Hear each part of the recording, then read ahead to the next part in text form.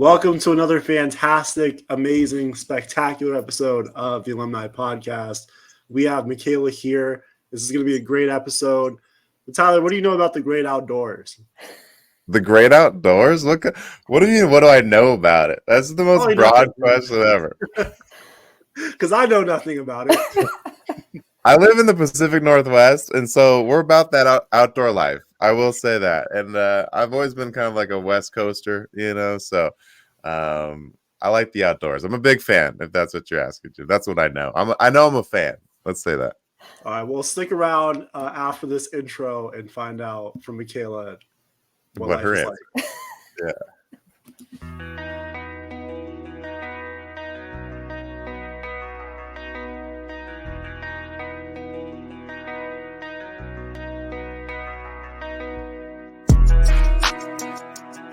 We the alumni, ripping it up while you were gun shy. Run it back, reincarnated, graduated and elevated. Past lives of fast times from our high school and beyond education. Take a listen, nostalgia's never distant. No disses on this track, we handle our business.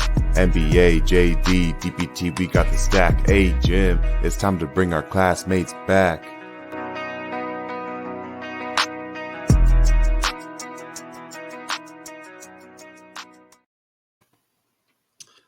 We are back, and what's up, Michaela? How are you? Hey, Jim. I'm doing really well. I gotta say, I normally skip intros. That's like my thing, watching shows. That was worth going to the end for. That was great. Thank you for that. That's like the third compliment that Tyler has gotten on that, and that's pretty official. Yeah. No hard feelings if you skip the intro. If you've heard it like 100 times at this point, people out in the audience, but yeah, I appreciate all the love for sure. Cool. Absolutely. All right, first question. It's already on the board there, as you can see.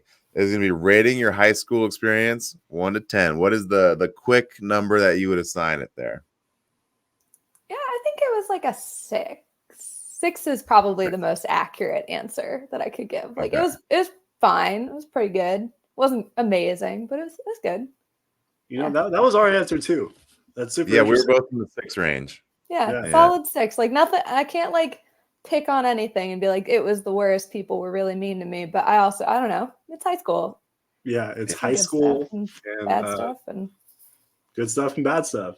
Okay, we'll get into some of that later for sure. Exactly, we will. We'll get the full story here. But next we have your high school photo. Show them, Jim. I found Michaela's high school photo. Bear with me as I try to center this.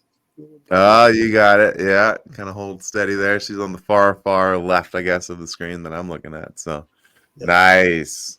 What describes the hairstyle there? How's your hairstyle adapted over the years? It's just all I could ever do was the side part. My parents, I didn't know how to do my hair until high school. I had a middle part right down the middle, and I have this big ass cowlick right here. And I would have this middle part, and it would stick up half the side. So the only thing I can do is a side part. And then I fell into the flat iron trap of everybody. And I was like, nice. I'm going to be like a cool go to Warped Tour kid with flat iron. Here we go. Love that. And then I leaned in and then I kept going. I laugh at that picture too. My mom has it framed still on the piano at her house. And when you zoom in on it, I don't have any freckles. And they took out all of my like tan and all of my coloration. So it like doesn't look like me at all. Wow. I remember laughing really hard at that when it first came out, but I think that's the photo out there that exists of me that feels the least representative of who I am as a person. Like one of the worst pictures of me of all time. But that's the mom loved it. The mom's got it all over the house. Like my mom has 20 photos of the same thing for me. I'm like, why do we have these, Mom? Like, this makes no sense. This is like 14 years ago. Come on, like we have other pictures by now. We can move on from this one. We can move on. Yeah. So funny. The side part is how I remember you, Michaela. That's very you. It still is me. If my hair wasn't up, it would be swooped to the side still. I literally cannot do anything about it at this point. That's pretty cool. Fair enough. All right, so let's put Michaela in the hot seat. I think. All right, hit me with Daydreaming for the background music there. All right, so Michaela, we added actually one question. So this is gonna be the first hot seat with 7 questions. So you're a very special guest. You get an extra question. This is awesome. Me and Jim have answered all these questions before, so we wouldn't put you through something that we haven't done anyway. But you have two hall passes, two passes if you want, and you don't want to answer any of these. But most guests do about, I think, at least 90% of them. They may skip one. So we'll see where you end up. First one. Who was your high school crush, and did you ever shoot your shot? Yes, totally. I had a few. I think the longest standing one, and he won't be surprised if he's listening to this, Connor Vance has a place in my heart still. Like, that kid was like the coolest in middle school, and I rode that adorable crush all the way through. So you did. Nice. Yeah. Yo, we had Connor on. He had the best episode, but we did it on the Riverside platform, and I have terrible internet. That's why it's Tyler from the Congo. And so like the Riverside cut out. And so now we have a legendary episode with Connor Vance, and then we have nothing to show for it, and it's so maddening. Like, he played the violin on our podcast, and then it was dope. And then like we don't have that anymore. So like, shout out Connor. We kind of need you back, buddy. Like, we need you back. I think that adds to his mystique. I think like if he's cool enough to have this like mystery, I think that fits him. That's pretty good, pretty solid. I have a crush on the guy now. It's crazy. Yeah, I was gonna say Tyler's crushing on him hard right now, so I think that. Yeah. Shout out to Connor. Anyway, well, very cool. Okay, very cool. And did you let him know that at the time? That's the second part of the question. Yeah. There was some. I don't know. He was cute, of course. Cool. Very cool. Very cool. Question 2: who did you have beef with at Samo, or just didn't have a good vibe around? People you didn't love? Yeah, I'm gonna pass on this one. This might be my only hall pass. Just doesn't feel worth dragging up those past. There you go. There you go. She's passing that one off. Too hot for her, Jim. You get two passes. You don't have to answer all of them. You know? Yeah. Thank you. Of course, I like it. I like it. Question 3: did you drink in high school, and why or why not? I did. I didn't start till like senior year. I don't know. I got into parties. You know, I drank socially. That was my way of going out with people. It was really.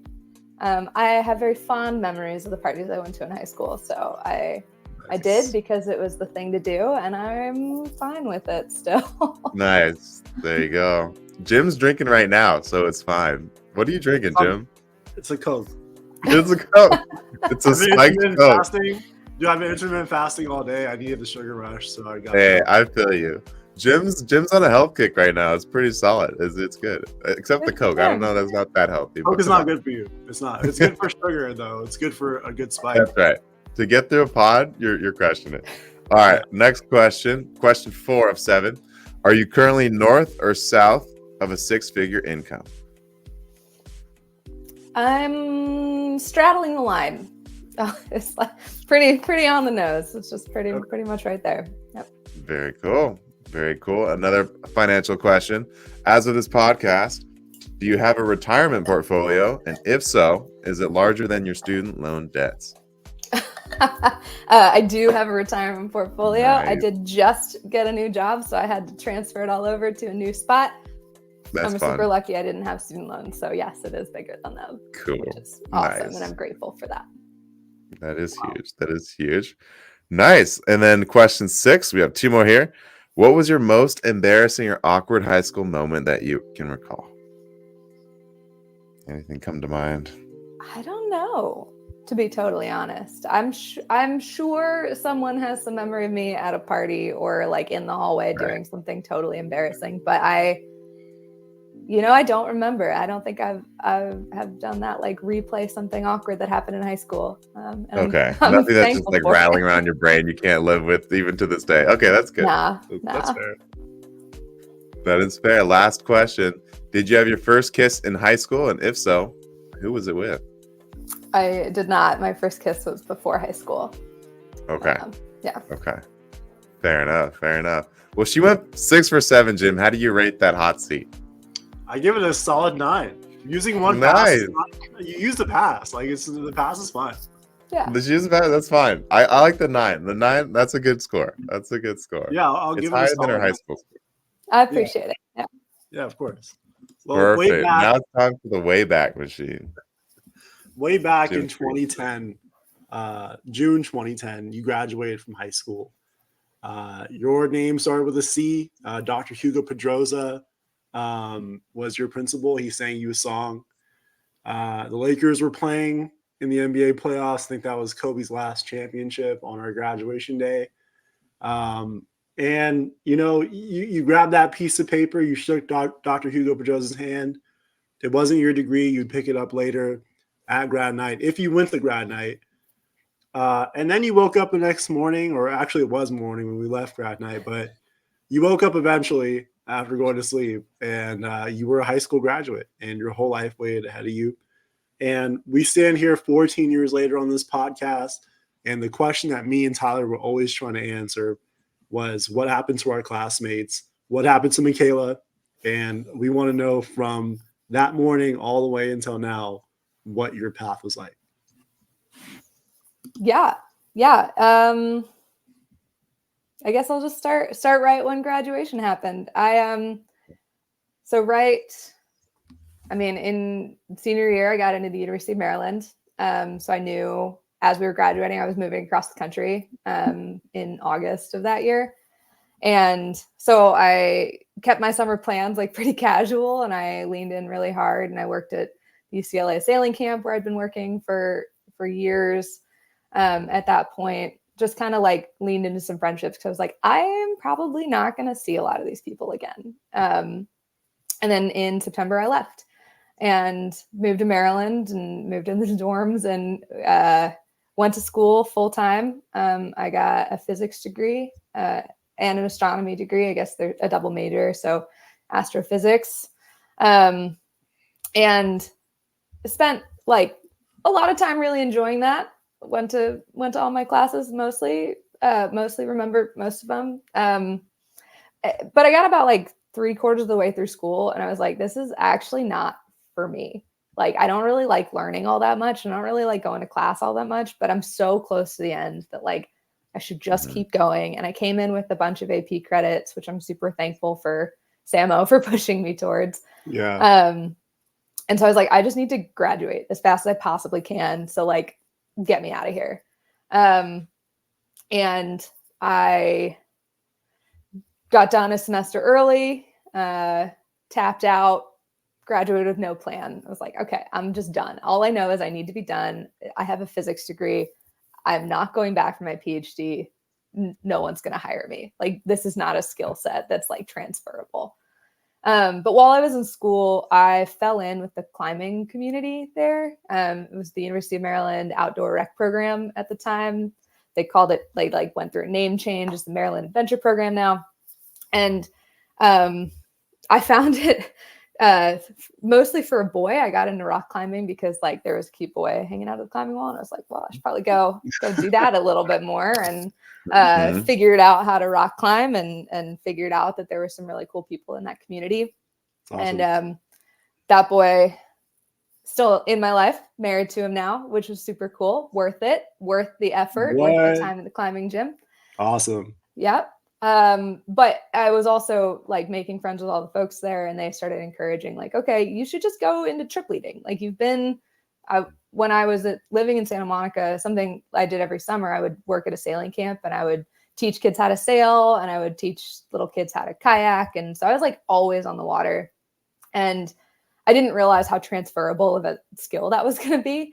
But I got to Maryland. It was like, hey, I'm good at this already. Like, I know how to roll a kayak. I know how to like get myself rescued. Like, what can I do here? They were like, cool, we'll pay you $50 a day. Go take college kids outside, like take them on camping trips, take them kayaking. And so I did that as like a part-time job. I made a little tiny amount of money hanging out outdoors. And then I graduated, and I was like, well, I've got like one skill right now, and that's outdoor stuff. Like, all I know is that I know how to take people kayaking, and I know how to keep them safe, and I know how to rock climb, and I know how to hike. So like, okay, I'm going to try to pursue something with that. So I had a friend who was working at REI at the time and the outdoor programs there, which no one knows that REI has an outdoor program, but we did do still. I'm not with REI anymore, but I think they're still around. So pestered him. I like put my application in, didn't hear back from the hiring manager at all. And I was like, hey, Troy, can you just put my name in? Like, I know I'm young. I know I just graduated. Like, just tell him that I'm cool. Like, please just get me in. And I got a call that day and he was like, cool, we're doing interviews tonight. Can you show up? And I was like, okay, sure. Yeah. Like, great. Glad to know I was not on your roster until I tested you about it. But I showed up. I like did a quick little demo and got a job offer like a week later to go guide people. It was part-time, super low commitment, mostly weekend work, like not super committing to anything. At the same time, I got another job offer as a brewer. So I worked at a brewery in the cellar for a while. Not a while, 3 months. I moved to Waynesboro, Virginia for this job. I like ran hoses and learned how to brew beer, and I learned how to take yeast samples, and I did a lot of like weird science on beer, which is not worth it. The beer wasn't even that good. And as I was doing that, I was also like driving back and forth. I would live in Waynesboro, drive back up to Maryland to go work at REI. It was a 3-hour commute. I was trying to date this boy. I was making like, I don't know, I think I made like $12,000 that whole year. I was like, this is unsustainable. Something has to give. So I was like, the only thing I actually like right now is going outside. So I quit my job at a brewery and I told my boss at REI, I was like, hey, can I just come work for you a little bit more? Like, I don't know what that means, but just like put me in, coach. Like, I'm ready.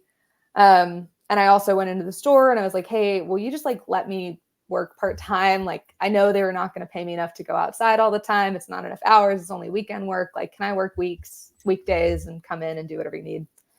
And every manager there was super nice. And they were like, yeah, sure. Come on. Like, come hang out with us. Like, I didn't even have to interview for the store job. They were just like, yeah, sure. Whatever. Like, show up on Tuesday. We'll get you a vest and ready to go.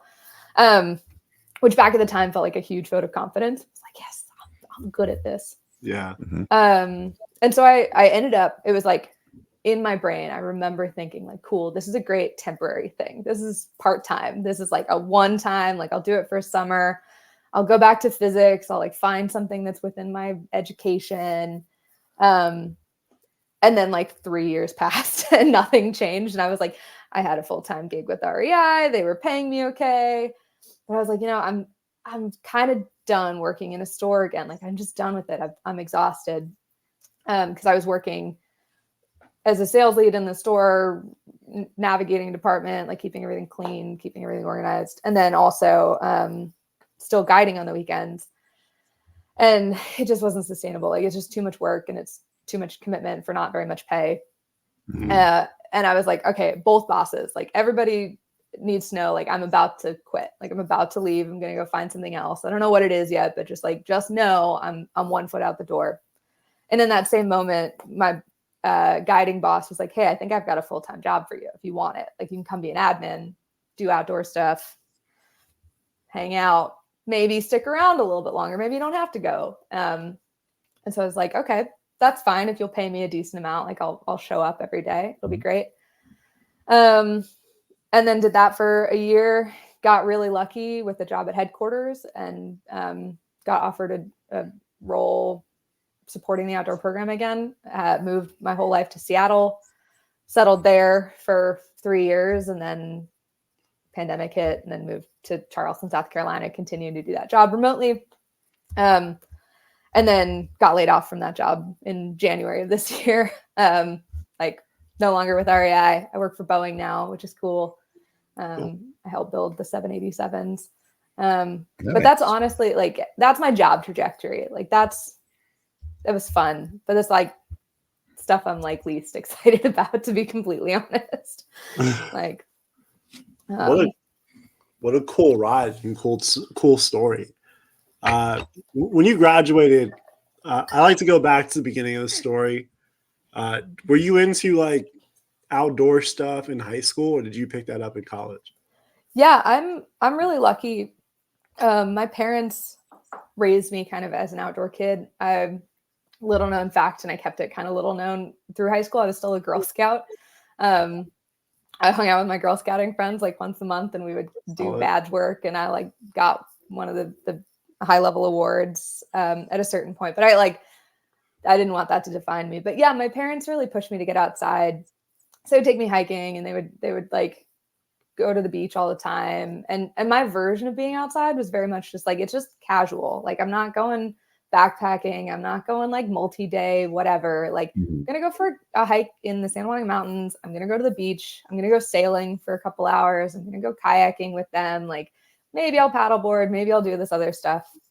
But I just got really comfortable outside. Like, I'm just very at home in the elements. Like, I don't really need a lot of creature comforts to find myself very happy.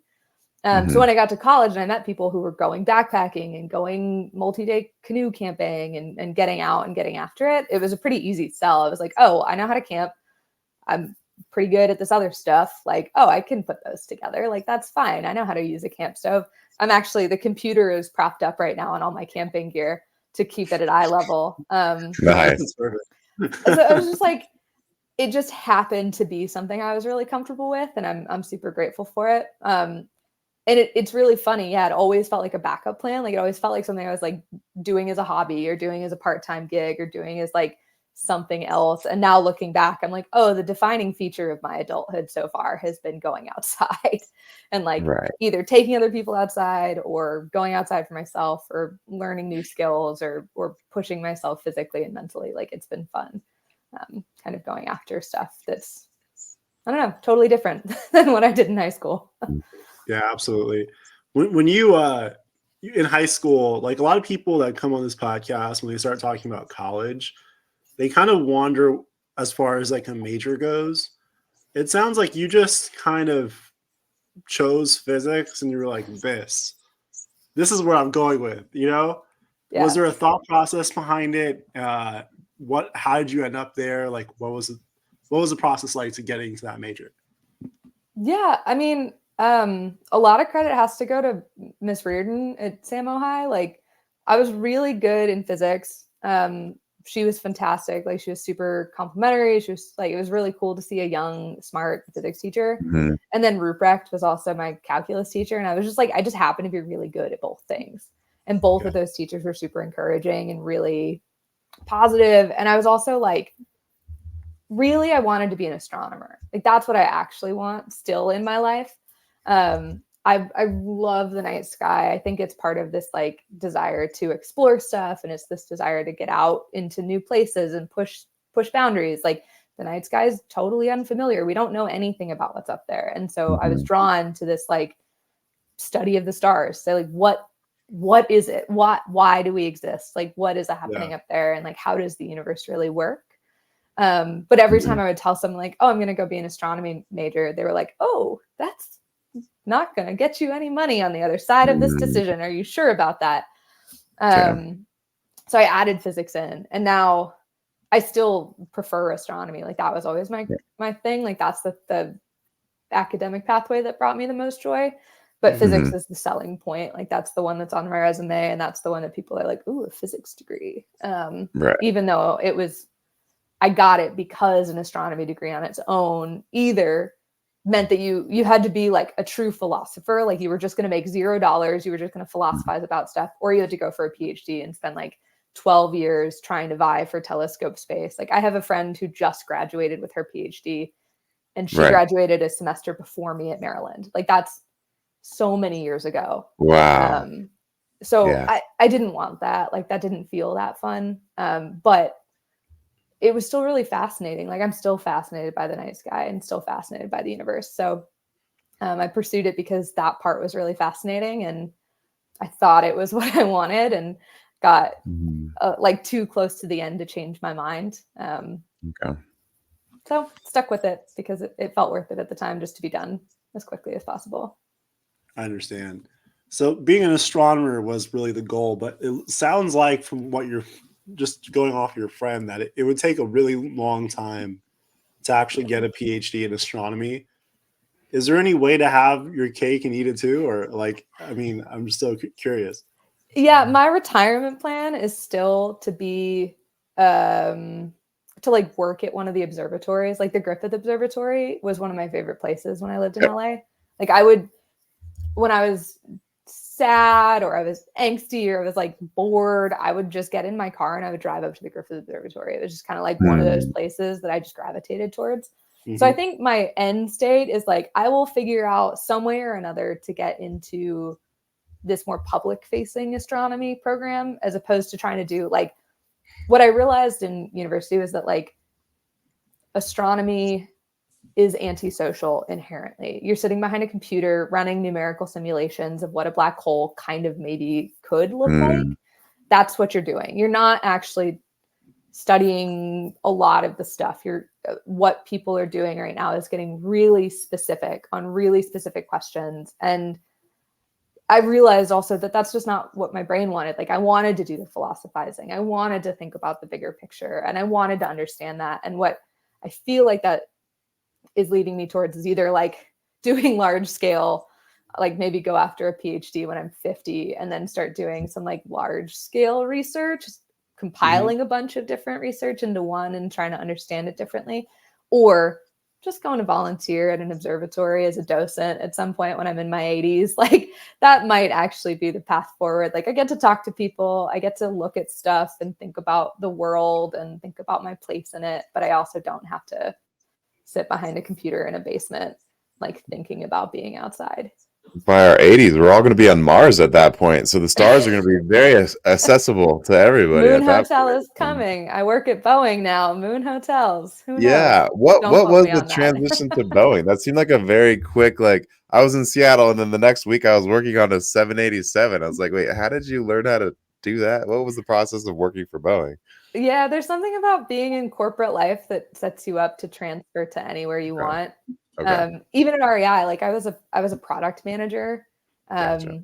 and a project manager and a program manager. Like those are not specific to REI. Like that title transfers anywhere. So at Boeing, I'm a portfolio manager now and a project Okay. management specialist. So like that skill set translates. And what I think sets me up well at Boeing is that I also have a background in talking to engineers and thinking about numerical data sets and understanding some of those things, even though I don't need to do any of the work. It helps when I can speak the language and like understand when they're talking about torque wrenches, like why it's important. So walk us through an average day. If you had to describe it to the listener, 9 to 5, when you walk into the office, what is the first thing on your to-do list? How does that interaction look? If someone wanted to be in your shoes, what would they be doing every day? I mean, the coolest part still is that I work in a facility that literally makes airplanes. Like I get to look at them all the time. I get to touch them if I want to. Like I get to like be up in airplanes. So that's just like inherently really cool. It's a giant warehouse structure. And if anyone who works in production facilities, like anyone who's built in any warehouse knows exactly what it looks like to build something. Airplanes are just that on a gigantic scale. So my job is more like I oversee projects within one of the build components of an airplane. So specifically in the back section, specifically in this like middle pathway of the build process. Like gets really boring once you start getting into the nitty gritty of it. I just track the projects and I make sure that the engineers are talking to each other and I make sure that the engineers are talking to the building and I make sure that things are funded. And I like just keep track of things. Like there are some very, very, very smart people in the world who are terrible at documenting what they've done. So my job is to kind of like make sure that everything is documented well and flows and talks to the leadership team. And it's whose job is it to make sure whose job is it to make sure the doors don't fly off the Boeing? Is that your job too, or whose job is that? Because they have kind a of full failed. quality team, yeah. whole quality team. For sure. Yeah. Keep the doors on the planes, guys. That's kind of important. Okay. I don't know. Is that the 787? Which one was happening? No, the 787 is perfect. It's the best airplane on the market. See, Michaela keeps perfect planes, people. All you other Boeing mechanics are trash. Yeah, I don't know. I sure hope no one else at SAMO works at Boeing right now. I hope not. 737, and they're like, hey, those are fighting words over there. Yeah, exactly. Did you go to the Boeing factory in Seattle? Like, there's one out here, I think. Like the biggest. Yeah, there's one in Everett. There's one in Everett, and there's one in Kent. So Renton, I guess. I would drive past the one in Renton all the time to get to work at REI. And I was like, oh, look, airplanes, it's so cool. And then I would go sit in my office and think Yeah. about I other remember stuff. like road tripping from Santa Monica to Seattle like in 2014, and we went to the Boeing whatever, and it was the biggest building, I guess Guinness World Records or something, right? So I remember that just thinking. It is gigantic. But no, I actually never went. I never engaged with Boeing at all while I lived in Seattle, even though they're headquartered there. Gotcha. So you're a girl from Santa Monica. Moving to Maryland, how'd you feel about that when you first moved out there? And then you moved again. So I'm just in comparison, I'm just curious to hear about moving from Santa Monica to Seattle to Maryland to South Carolina. Yeah, no, it's Charleston, South Carolina. Nice. So I've moved across the country 3 times since graduating, which is way too Four many corners. times. I'm very tired of moving. So I'll probably be here for a little while. Yeah, when I graduated, I think I learned about myself in high school and I wasn't able to articulate it back then, but I get really claustrophobic places, not like physical claustrophobia. Like I don't actually mind like small rooms or whatever, but when I feel trapped in something, I feel really like I need to get out right now, like a caged animal. Like I just need to go do something else, get out of here. And Santa Monica started to feel like a bubble. And it is. And a lot of people love it for that. Like a lot of people have a beautiful life in this tiny 6-mile radius. And I've gone back to visit now a few times and realized like, oh, my world was tiny. I went to so few different places. I saw so few different sites. And like, yeah, I did drive out of state. Like, yeah, I went to visit my grandparents. Like, yeah, I got to go on some cool trips, but like, I never really got to experience a lot of the rest of the world. And especially, I mean, Santa Monica was a very like politically driven place. I remember in high school, there were a couple of different like political groups that were always talking about stuff. And I was like, upon reflection, I don't know that I've ever actually like talked to a true like Republican. Like, I don't think I've ever talked to like a true farmer, like especially someone my age who was brought up here and like brought up in a totally rural place. Like, I don't know what that looks like or what that feels like. And so I was really drawn to just go somewhere totally new and say, like, what am I going to learn from these other people? What is there out there that I didn't get in Santa Monica? And then Maryland is honestly like, it's also a bubble. When I moved there, like DC, anyone who lives in DC now is going to laugh at that. They're like, oh, DC is a huge bubble. Like it's hilarious how tiny it is. But it was still really, really useful. And it was really fun to see just kind of the rest of the world and kind of the way that the rest of the country works. Especially being there around a couple of pivotal elections, especially being like nearby, talking to folks, like a couple of our good friends own a tree farm. Like you get to go hang out with them sometimes. Like it's been a really cool exposure to other ways of life. It's also really DC is a very transient city. It's super family oriented. Like I don't have a family yet. Like I don't have kids. I'm not sure I want kids. So like living in a place where all of my friends were settling down, they're moving into their farmhouse and they're going to have babies is also like, okay, I don't know if this is the long-term place for me, because the options were either like 24-year-olds working on the hill, drinking all the time, or 30-year-old moms. And like, that's fine. There's a lot of beauty in both of those things. But I also started to get like, maybe this isn't the place for me either. Like maybe I do need to go somewhere else. So when the job offering in Seattle came open, it was like the easiest switch. I think my husband and I were both really ready to get somewhere new. And so moved out there kind of sight unseen. Like we went out to visit once in March and it was 40 degrees and raining. And both of us were like so okay with the concept of moving that it didn't even matter. It was like, oh, it's freezing. We'll be fine. It's fine. It's dark and stormy all the time. How bad could it be? And so we moved and like loved Seattle also, but it's the West Coast. Like now that I've lived on both the East Coast and the West Coast, there's some really true and stark distinctions. Like people on the West Coast are nice, but not really kind. And people I've heard that before, kind, but not really nice. And that's super true until you get to the South. The South is a weird little beast on its own, but like moving back to Seattle, I found it really hard to like find deep friendships. Like I had a lot of people that would be like, hey, you Yeah. want to have a drink sometime? Like you want to just like go do something? Yeah. Like, yeah, sure, let's do it. This is amazing. And then I also found that the only people I actually got to really know were not from Seattle. They were from Maryland or Boston or Germany. Like those were my good friends in Seattle. They had all come from other places. But the people I knew who were from Seattle were also a little bit cold and hard to be deep friends with. And so it was just another one of those places that I was like, I don't know if this is for me either. So I've kind of honestly spent my adult life just like trying to find a place that feels comfortable enough to be a home base for me. Yeah. So far, Charleston is doing that. Charleston, South Carolina is beautiful and wonderful. It's at the exact same latitude as Santa Monica. So it's very warm. There's palm trees outside. Cool. Lots of beach opportunities. I'm learning to surf and kite surf and That's awesome. do a lot of water stuff still, paddling all the time, biking all the time. Yeah. So it's been good. But yeah, I was definitely like, I've spent a long time searching for a place that feels like home. And that's the closest I've found so far.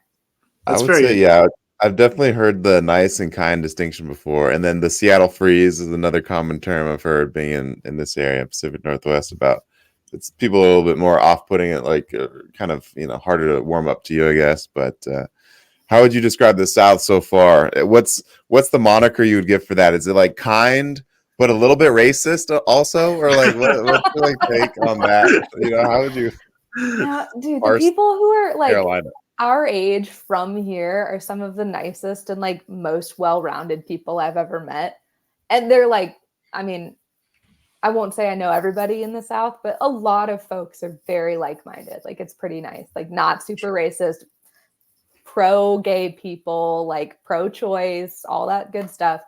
So it has been really fun to find that. It is interesting to have it be interspersed with pockets of what you do think of as the South.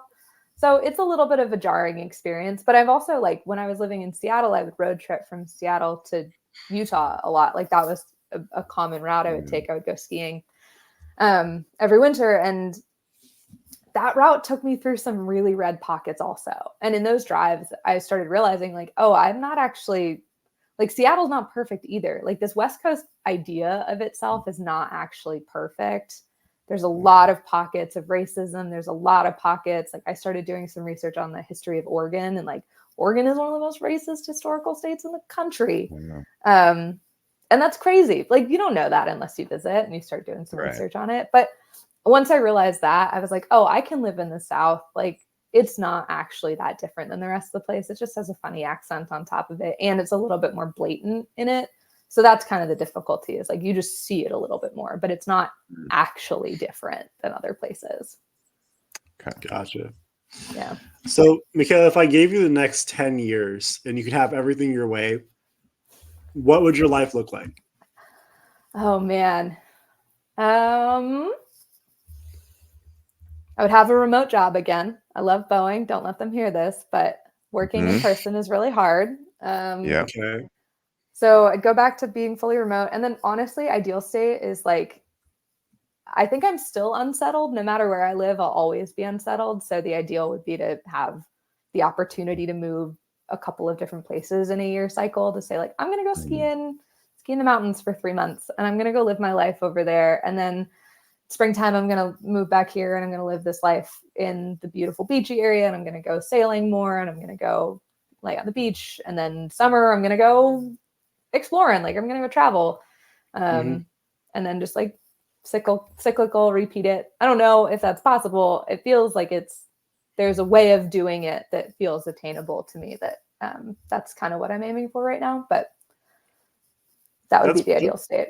That's pretty practical. I would say like I want to win the lottery or something, but like that was solid.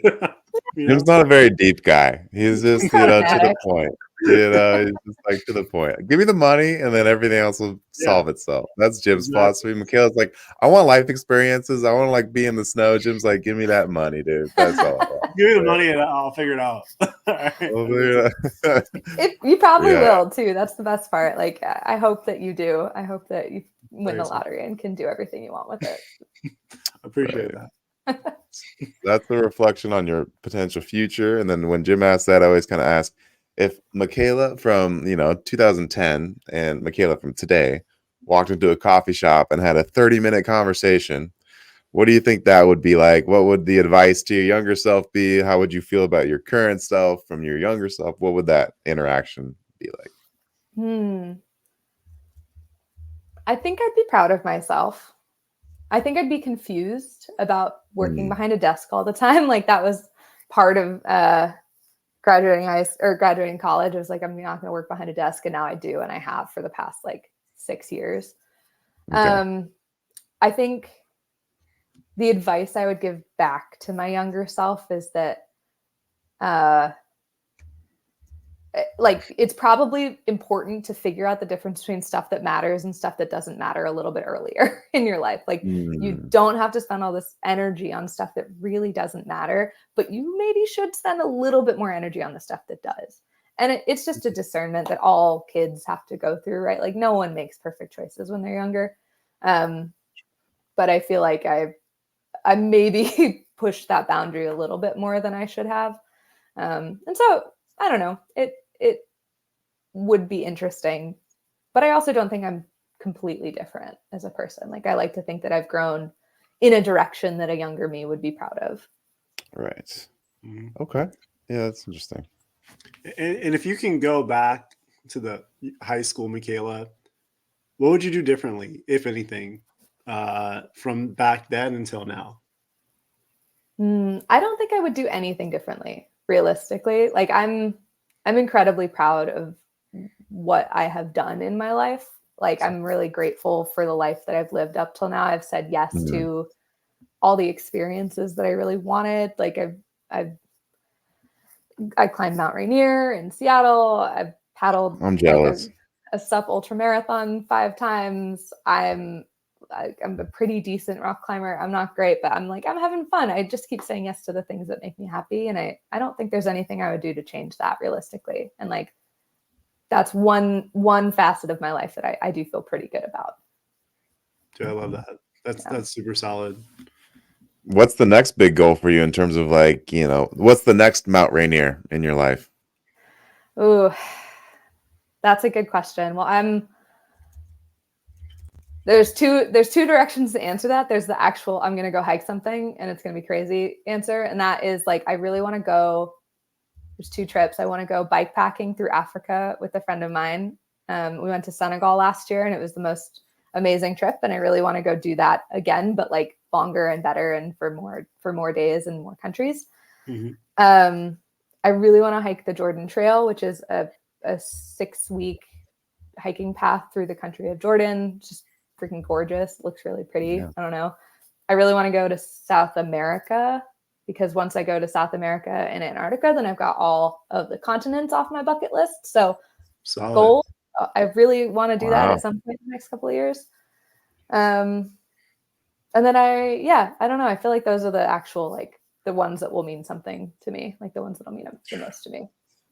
Oh, and I want to be better at kite surfing. Like that's actually a real like short-term goal. Like I suck at that right now. And this time next year, I'm putting it out there. Like I'm going to be better at both surfing and kiteboarding. And it's going to be nice. Well, Jim sucks at regular surfing. So you have that in common. Jim's trying to pick that up as a hobby. He's probably garbage. I'm terrible too. But like at least he's out there. I respect my boy Jim because he's out there on the waves, like punching sharks in the face. I respect it, to be honest. It's so hard. It's so hard. I'm gonna keep trying though. You try. Surfing it never crossed my mind until this year. And I took a lesson and I was surprised. It was a lot of fun. It was me and 2 like 8-year-olds. And they got it quicker than I did, but it was all good. It was a lot of fun. I'm so grateful to know other people from LA who also did not grow up surfing. Like I feel like that was the big question. Right. My husband is also an outdoors guy and he looks at me like I'm crazy when he's like, you didn't grow up surfing. You lived right by the beach. Like, what are you talking about? Why wouldn't you do that? And he's from Maryland. Like he didn't grow up by the beach. I was like, yeah, it just wasn't like that welcoming and that easy. Like surfing is really hard. And like the waves in LA are big and scary and the good breaks are kind of protected for people who actually know what they're doing. So Yeah. I get it, and it makes me feel less crazy for not being good at surfing coming from LA. So Yeah, good on you, San Jim. Juan seems like a surf city, but it really isn't. Yeah. I was gonna say, is sailing still part of your life in any meaningful sense? I guess you're near water, I'm assuming. Yeah, I live like Charleston itself is kind of a marsh. The whole thing is a marsh. So Okay. I have a tiny little boat that I get to go out on all the time. It was like a life goal of mine, like buy a sailboat. And my husband surprised me with it last year. And I was like, oh, I have a boat now. Lord. It's This guy's so out here buying small. boats for people. Oh So my dude, god. tiny. your husband It sounds like awesome. it was like $1,000 on Craigslist. So it's like not actually that exciting, but He's buying it's yachts still out here. That's what Yeah. I'm so hearing. exciting. Michaela's husband's buying yachts. Okay, that's just I'm dropped off the putting pod right now. That changed my totally life. fake plugs out for Yeah, he's a big what's going baller. on over here. But yes, I do try to sail as much as I can. It's hard having a full-time job and like a life and friends, and it's like Yeah. a 8-hour commitment every time I want to do it. But I Yeah, still try. that's super Dang. awesome. One of the segments that we do on here is we state our favorite memory of our guests growing up.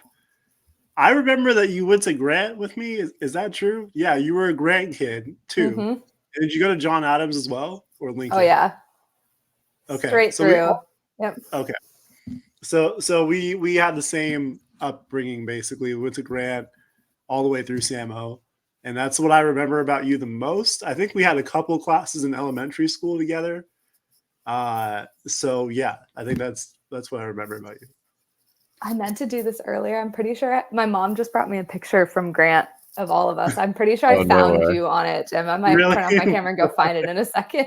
Yeah, you can do that. That'll be like the post episode. I'll like get to it eventually. Okay. Exactly. We'll do Yeah. we'll do the after show or something. For I sure. remember you sang choir in Mhm. either middle school or high school for sure, because I was through middle. It must have been middle school because I did choir in middle school, like 6th, 7th, Yeah, and we 8th. sang it with Miss Blanchard together. Were you Miss in the? Blanchard, yeah, she went to my Yeah. church. What the heck? too, so- yeah, she went to my Weren't you in church, the and then Madrigals too? Was that- yes, I was in the Yeah, we were Madrigals. in the I don't even Madrigals know. together. I Yeah. was not qualified to sing in Madrigals at any point ever, but There were, like, somehow I 6 just showed guys up. who wanted to do it, and you You were just one of needed them, the and that was guys. amazing. And hashtag Lucy Kano was in a Madrigal, so I was like, I want to be near Lucy Kano. So that's what really mattered. I've already said this before in the hot seat, so as long as I could be near her, I was like, I'm in. I can't sing, but I could try to sing. Like that's what matters. So I was That's such a a wholesome Madrigal guy. activity to follow a girl to do too. That's like of all the things you could do blindly for love, like that's such a See, wholesome opportunity. Little Tyler was just like out there trying, so I respect it. Very cool. That was my memory of you, like being an awesome singer, like at least being in the same thing as me for sure. So good times, good time. I hope you still sing. I don't know if you do. Sing in the shower or something. In the shower, yeah. There you go. That counts. Awesome. And with that, let's go to the lightning round. Yeah, we can feed some ducks. Hit the Get Feeding the Ducks track. This is our favorite track of StreamYard here. It's a legendary track, to be honest. So we have 6 questions here to wrap it up. These are kind of fun walk down memory lane for Samo stuff and all that kind of stuff. So first one's gonna be best off-campus lunch spot. Ooh, the taqueria that was just down the road. Thank you. There's Yeah. no other- That's like 90% of the responses. How does anyone say anything else? That place was the best. That It's place so is sad killing that it. They That moved in place is front of killing it. They moved in front of Costco apparently. Like that's what Robert Brock told us. He would know too. Him and his Costco. Yeah. Yeah, he's the Cool. Costco god. He lit He's like a Costco he's god. run that whole place for like years, dude. Yeah, he was on the show. Hashtag shout out to Robert. Second question: hardest class you remember from Samo? Oh, dude, I sucked at English. I would call like any of my English classes were the hardest class I ever took. Okay, gotcha. Yeah, there's a lot of reading. Mr. Harris, I think he taught Greek mythology. He was really hard. Yeah, I remember that. Like table. regular English was. I went the Cal Lit track. I was like, just get me out of AP stuff. I don't want to. I don't want to have to write another really important essay. Exactly. Too many essays. Question 3. Which year of high school would you most like to relive if you could wake up tomorrow and have to relive that entire year? Senior year was really fun. I will Okay. put that out there. I would totally relive that one. That's the fan favorite. I'm about to pick a different question because we're getting senior every single time on that. So I'm going to change that up. I don't like that one anymore. Question 4. Would you rather have a late start Wednesday or an early release Friday? Ooh. Nowadays, early release Friday. Yeah, get me out of work early, long weekend style. That sounds great. Go back on the yacht in the marsh. Just be out there, enjoy. That's all she's trying to do, people. Okay, it's a simple life. Question 5. Who was the hot teacher at Samo? Male or female or both? Yeah, I mean, I think I remember one of the Kudas always being, but it was only one. It wasn't both, and that was they're twins. That's weird. I know, but one of them looks. I don't know. It was just very specific, and I'm pretty sure it was the one I never had a class with. So I don't know. Okay. That one. When you brought up Miss Reardon in physics, I actually changed my old lightning round response, Jim. I said some other teacher, but I changed it to Miss Reardon. She was the hottest for sure, and she was so smart and cool and like the best human. I love Miss Reardon. She was the best human. I'm so grateful for her. I gotta reach out. We gotta get her on, and we gotta get Mr. Tipper on. Those are like the 2 dream guests of like the teachers. I would love to. Yeah. Question 6, final lightning round question. We're almost there. What song from our high school era is still on your playlist today? Oh, I won't lie. I still listen to Kesha all the time. She's like my working out bop. Yeah, she's like, she went through some shit and I came out the other side. That's a strong woman. So I'll put TikTok on in the background every once in a while. Oh, dang. Okay. That's crazy. That is such a throwback. Yeah, that is such a throwback. That's amazing. Well, that was the lightning round. We're going to take you to the final segment. Jim's going to hit you with that, the little plug there at the end, and then we're all done. Go. This is a segment where we leave the floor to you to say whatever you want. Plug anything you want. If you have any links, I'll throw them up on the screen. Give your class a final statement or whatever you want, and the floor is yours. I did not prepare for this segment at all. Anybody who's listening to this, go outside more. Get fresh air. It's really good for you. Sunshine is a little scary, but just a little sunscreen goes a long way, and it's worth it. Go sniff trees, and you'll feel better. Whatever you're going through, it will help a little bit. So that's the only thing I got. I love it. Fits the theme of this, the great outdoors. Go visit it. It's wonderful, and it's just wonderful. Like that. That's the Alumni Podcast, guys. That's the final quote. Go sniff trees. Everybody go. At least sniff one tree today, and if you don't, Michaela's going to hit you. She's going to be upset, okay? That's the final word. Just go sniff one of them. I'm going to go sniff one right after this. I'm proud of you, Jim. It's great. Thank you. Thanks for being on, and that was a great episode, Michaela. Thank you so much. Yeah. Thank you, guys. All right. Peace, guys. Bye.